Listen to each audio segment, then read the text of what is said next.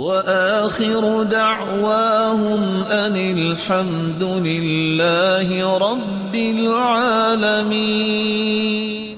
رسول اکرم صلی اللہ علیہ وآلہ وسلم نے اسے فرمایا تھا، من سمع سمع اللہ بہ ومن یرائی یرائی اللہ بہ، جو لوگوں کو دکھانے کے لیے کام کرتا ہے اور شہرت کے لیے کام کرتا ہے، اللہ قیامت کے دن اس کے برے اعمال کو دکھا دکھا کر سنا سنا کر ذلیل کر دیں گے۔ اللہ ذو الجلال ہم سب کو محفوظ فرمائے۔ اور ایک بات میں کہنے لگا ہوں، آج کے مجلس کا تحفہ یاد رکھیے گا، دنیا میں ہر وہ چیز اوتھینٹک ہوتی ہے جس کے کوئی دلائل ہوں، کوئی گواہ ہو، ایسا ہی ہے نا؟ اللہ کے ہاں سب سے اوتھینٹک چیز اور قیمتی چیز وہ ہے جس پہ صرف اللہ گواہ ہوتے ہیں، کوئی گواہ نہیں ہوتا۔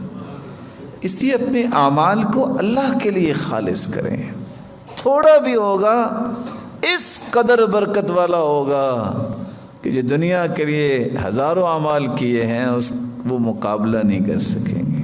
اخلص دینک یکفیک القلیل من العمل، دین کو خالص کر لو، نیت کو خالص کر لو، اللہ تعالیٰ تمہارے تھوڑے عمل کو باعث نجات بنا دے گا۔